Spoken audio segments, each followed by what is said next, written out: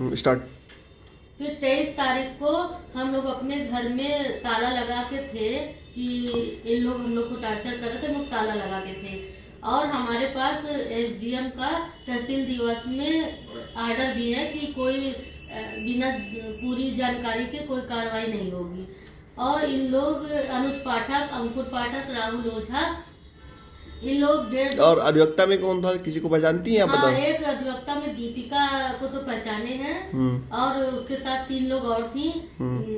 इन लोग जो है मेरे घर में कूद के गेट का ताला वाला तोड़ के मेरे घर के अंदर का दरवाजा तोड़ के और 150-200 आदमी, जिसमें उस समय घर में आपके कौन कौन था जब ये लोग आपके घर पे मतलब? हम थे, हमारी 3 बेटियां थी, मेरा 9 महीने का नाती था।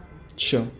हाँ, इन लोग घुस के पहले मेरी बेटी वो गदाला लिए थे, पहले मेरी बेटी को मारने को हुए।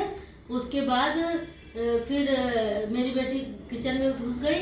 फिर बाद में हमारे पास आए, हम अपने नाती को लेके बैठे थे, फिर नाती को छीनने लगे, फिर हमें मारने लगे। और सबसे पहले आके हमारे तीनों चारों फोन छीन लिए कि हम लोग किसी को फोन नहीं कर पाए। उसमें से 100-150 काशीराम के लेबर मजदूर थे और उसमें गद्दी उद्दी थे, मुसलमान थे और 50 अधिवक्ता थे। तो अंकुर पाठक, जो अनुज पाठक का भाई है, वो अधिवक्ता है, वो अपने साथ अधिवक्ताओं को सबको लेके आया था। और मेरे घर का आधा सामान ट्रक पे लाद के ट्रक पे लदा के लेके चला गया, जिसकी जानकारी पहले हम लोगों को नहीं हुई और हम लोगों के साथ बहुत अभद्रता। उसके बाद आप कहाँ गए? जैसे ये आप पहले तो हम लोगों के साथ बहुत अभद्रता किया। अभद्रता में कैसे, क्या क्या? बहुत मारे, हमारा लोग का कपड़ा उतारने लगे थे। तो जो है यही सब, फिर हमको घसीट के खूब मारते हम खुद पैरालाइज्ड हैं। हमको 25 दिसंबर को अनुज पाठक के द्वारा ही मारपीट टॉर्चर में हमको 25 दिसंबर को पैरालाइज्ड हो गए थे हम। 2023 अभी हाँ 2023 में।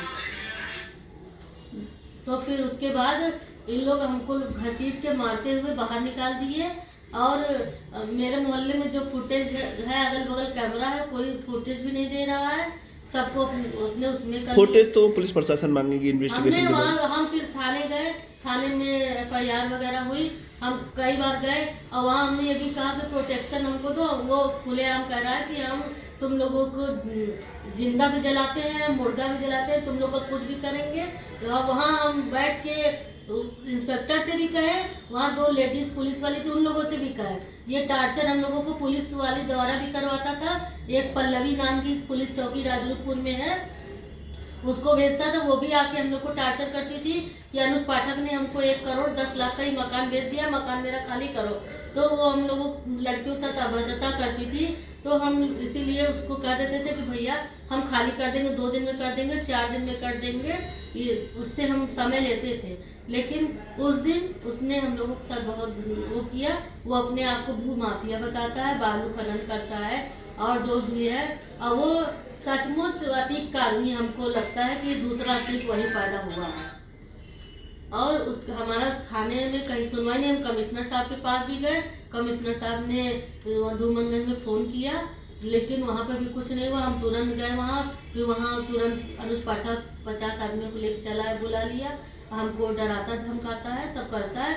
और संडे को वो मेरे आदमी का एक्सीडेंट करा दिया। मेरा आदमी खड़ी गाड़ी लेके खड़ा था और उसने पीछे से मरवा दिया, कूल्हे की हड्डी टूट गई, उसका ऑपरेशन हुआ है। हम लोग हर तरीके से बर्बाद है ना, हम लोग के पास पैसा, हम लोग के पास सारा कपड़ा लगता उसने दिया नहीं कुछ, हम लोग वो पहनने ओढ़ने कुछ नहीं। किराए पे कमरा लिया है, वहाँ पे भी वो हमको परेशान कर रहा है। किराए पे कमरा आपने कहाँ लिया है? वही राजरूपपुर में लिया है, सद्दाब चौराहा के अंदर। अच्छा, तो आपके पति का उसने एक्सीडेंट करा दिया, आपका कहने का तात्पर्य एफआईआर होने के जस्ट बाद? वो 2 दिन पहले मेरे आदमी को बोला कि तुम एफआईआर वापस ले लो, तो हमसे लड़ नहीं पाओगे, हम जहाँ जाओगे सबसे पहले हमको खड़ा पाओगे।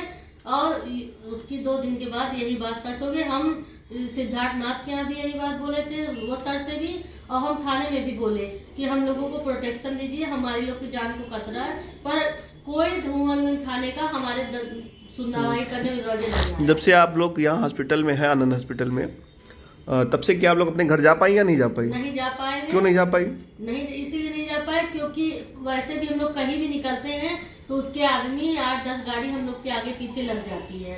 ये बात हम लोग सिद्धार्थ नाथ सिंह जी के यहाँ भी बोले कि ऐसा ऐसा हम लोग के साथ हो रहा है। और जब निकलते हैं उसकी गाड़ी खड़ी रहती है बाहर, हम लोग नहीं निकल पा रहे हैं क्योंकि मेरे आदमी को एक्सीडेंट करा दिया है।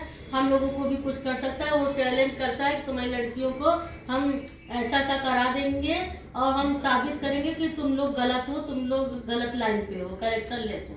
वो इस बात को साबित करने के लिए एड़ी चोटी से कह रहा है। तो हमको इस बात का पूरा आशंका है कि वो कुछ भी कर सकता है लड़कियों के साथ, इसलिए हम कहीं नहीं जा रहे हैं। और हमको हाथ जोड़ के वो है कि हमको न्याय दिलाया जाए। हम बहुत अन्याय हम लोग के साथ हो गया है, जो भी है जांच हो पड़ताल हो, हम लोग को न्याय दिलाया जाए। जो सही हो उसका सच का साथ हो, मेरे साथ अन्याय न होने पर न्याय हो, मेरी 2 लड़कियों की, हमारे 4 लोगों की सेफ्टी हो, बस।